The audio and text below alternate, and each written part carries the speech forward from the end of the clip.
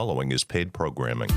Welcome to Something More with Chris Boyd, certified financial planner practitioner and founder of Asset Management Resources, LLC, a registered investment advisor firm. We call it Something More because we like to talk not only about those important dollar and cents issues, but also the quality of life issues that make the money matters matter. Here he is, your fulfillment facilitator, your partner in prosperity, advising clients across the country, your host, J. Christopher Boyd. Welcome to Something More with Chris Boyd. I'm here with Jeff Perry. Thanks for being with us. We've got more to talk about today. We've got a little bit of consideration about, are you ready for retirement? Whenever someone says, are you ready? I got that football. Are you ready for some football? Yeah. Are you ready for retirement? There you go. I don't know. I think, we often run into people who think they are, but, are they thinking about all the possibilities of longevity and the way their cash flow is going to be designed and defined? Taxes, inflation, all those things, long-term health care, all those things. So, one of those things we often get asked, Jeff, is, what's my number? How much do I need? Just give me a goal that I can work toward. Once I get my number, I'll be okay. Well, the old Bob Brinker comment about critical mass. What's that number I need to get to so I don't have to worry about anything, right? And that number is different for everyone, first of all, right? It has to do with how much you spend, right? How much you owe, where you live, what you want to do. Do you want to read books from the library? Or do you want to travel around the world, right? Right. Mm-hmm. So it seems like, let's just put a little math to it in the sense that, if you have Social Security, as a couple, maybe you make $30,000, $50,000 kind of potentially from your Social Security, depending on when you turn it on, how much you made, all the things that go into that. But, let's just take that number and then say, okay, I need, another $50,000 off of for the rest, or from another source, right? Yeah. So what do I need to have to generate something like that? Right. Well, maybe that's $1 million. Maybe it's more. It's a common number that people shoot for, right? I want to have $1 million of retirement assets so I can draw, either using the kind of old common rule of 4%, which is right for some people and not right for other people, depending on health and age and all those things. But I think $1 million is a goal that a lot of people have for retirement assets. And in fact, that you're saying it, there was an article recently on Yahoo Finance, which took some data, and the title of the article is how many people actually have saved $1 million for retirement, which I think is right in line with what we're talking about. Right. So, listeners out there, put your guess in your head. What percentage of people have saved for retirement and have $1 million in their retirement nest egg? And according to this article and data, it is just 10% of people. Is that right? 10% of across the country in retirement, or of all investors? It's saved for retirement, right? So that they have dedicated for retirement. Now that doesn't mean it's in a retirement account, right? It could be. That means people starting out as well, though, right? Or is it people who are like near retirement that we're talking about? So I have some additional data. So just for all age categories, it's that 10%, right? Okay. All right. Well, all right. But still, you'd think there's a lot of people that are in that retirement category that I'd expect that number to be higher. You would, because if you're doing averages, some people have a lot more than that, right? Right. So it breaks it down a little bit further to people who are ready to retire and then those who are in retirement. So it just breaks it down into two categories for people who are of retirement, the traditional retirement age. So 65 to 74 years old, their average savings for retirement is $426,000.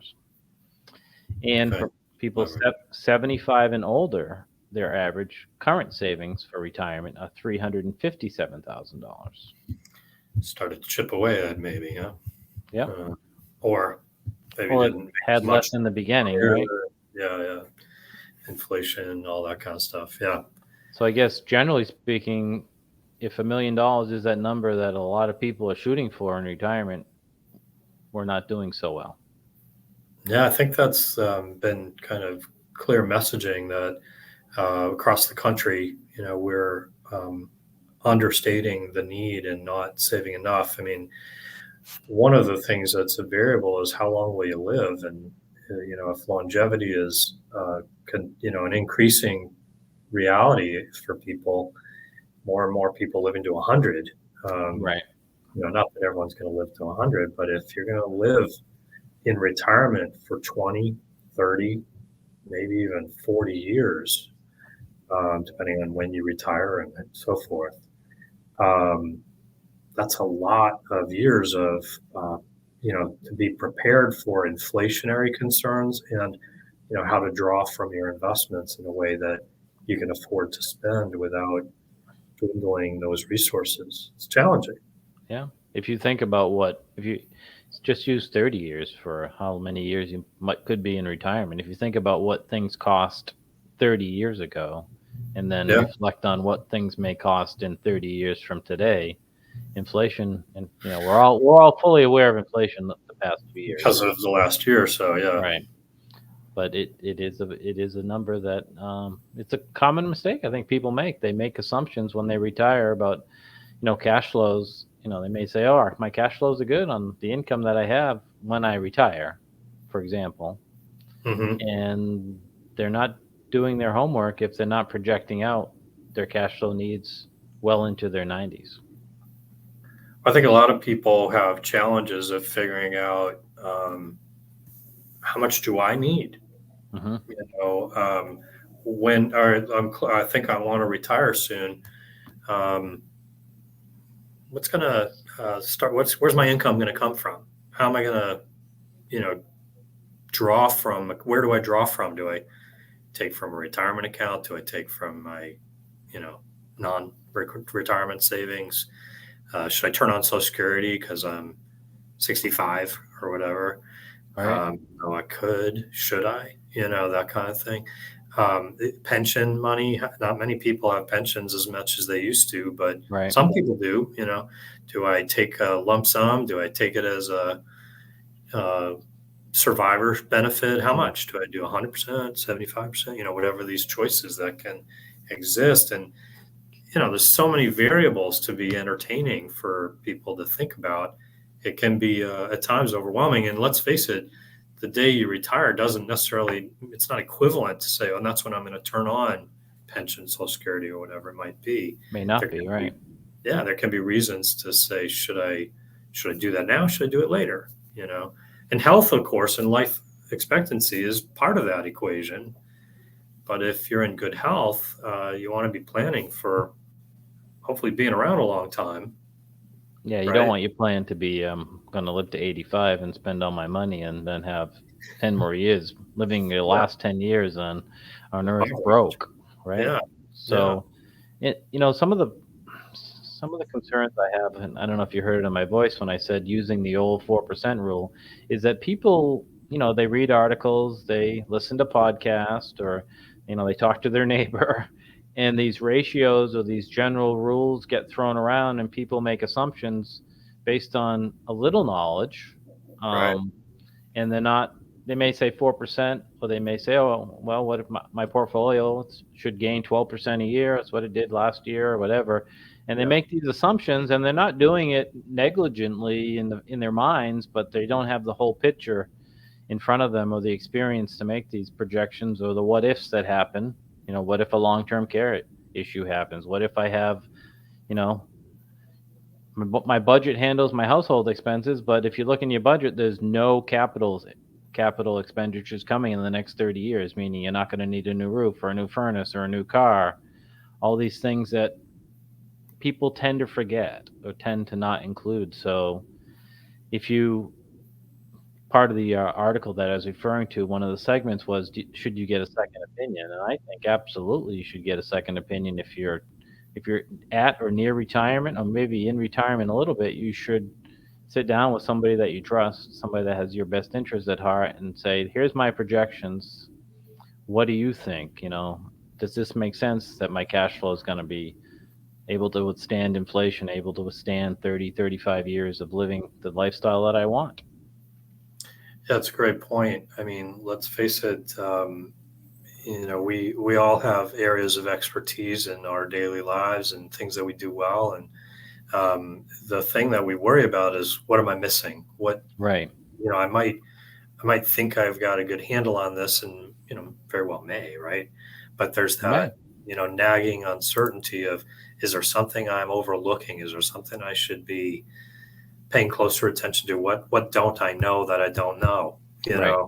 Right. And that's where that second opinion can really be a good resource. And obviously we offer that. Just full disclosure, we'd love for you to talk to us at AMR. You can reach out to us through our website, amrfinancial.com, as part of the way to do that. But the idea is, get a handle on, do I have the right allocation? Do I have the right cash flow plan? Have I thought about the tax implications? Should I be doing things like Roth conversion or not? As we just were talking about that with someone, and in the conversation, it looked like, it was desirable to do, but as we looked at their situation, it became clear they're going to spend through that money at some point. As much as we thought it was, would be nice to pass it on and structure that plan, if you're going to use that money, it may not matter whether you do the Roth conversion or not. You may hurt yourself by paying for the conversion and not getting the benefit of the tax-free distributions, right? Yeah, exactly. Not enough compounded benefit to enjoy that, right? Right. There's we talked about some of these other decisions that frequently we find a little bit of counsel can really help people around Social Security, when to turn it on or not turn it on. Can really make a difference in the forecast, the viability. It's counterintuitive. The idea that you'd not take money right away seems kind of surprising to people, that we'd advise that, but the reason is, you might actually spend less money by drawing from your own resources initially, by allowing that Social Security to grow, if you have the life expectancy that exceeds, for one of the two of you, perhaps if it's a married couple, exceeds 80, 82, something like that. So, right. If you have that opportunity where you think there's a good chance that this money will still be being used into your 80s, you might actually be better off to not. When it comes to decisions around healthcare and Medicare and all that goes with that, there's a lot of things to think about, Jeff, and it can be overwhelming. And I will mention that for our clientele, we're offering a webinar. We do these webinars each quarter. Some are financial planning oriented, and some are more investment economic oriented. This particular one is more on the financial planning kind of zone. We're making it available to all our clients and listeners. If you'd like to join us, please do register through our website. We've got the Retirement Red Zone coming up, and this is football season, so we're thinking about the red zone and scoring. And as people are getting close to retirement, we'll call that the goal line. Right. Even though the reality is that there's a long span within that goal line. But anyway, if you're getting close, and I think of that maybe as, within a few years, 5 years, something like that, this might be a great resource for you to check out. Are you ready for the Retirement Red Zone? It's September 20th at 10 a.m. And if you're not able to attend live, we are going to post the podcast on our website and YouTube channel as well. So you'll be able to check it out if you're not able to attend in person. But go to amrfinancial.com if you'd like to register, and you can be in a better shape as you near your retirement red zone, thinking about some of these kind of issues and figure out what's the actual amount you need to have. One of the things that we tend to think of oftentimes, Jeff, is that maybe people don't need life insurance in their retirement because, the idea is that, I needed it earlier when I was planning to, create income if I didn't live long enough or something like that. But sometimes we run into situations where we see there's still a need. If there's not a need, well, maybe you can be in a position to let it go and save yourself some money. But having the clarity around, well, how's my retirement projection, my forecast look? What happens if I died, essentially day one? Right. Will my survivor, my spouse, that kind of partner or whatever, will they have enough?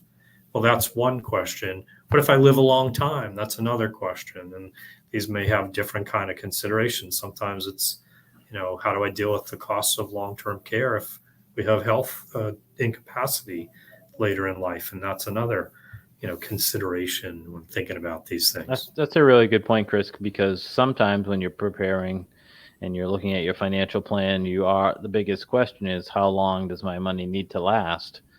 And that's a great thing to be thinking about. You have to process that, of course, your base plan, right? Yeah. Right. But you also have to think about, what if I pass or become disabled in year one, not just or day one, as you said, because those things also happen. And so that's not the expectation, of course, but we got to be prepared for any outcome. Then the likelihood is there's a range of possibilities. It's not probably going to be day one. I'm being facetious when I say that. Well, let's stay with our football analogy. Look at the plan for the season for the New York Jets this year, right?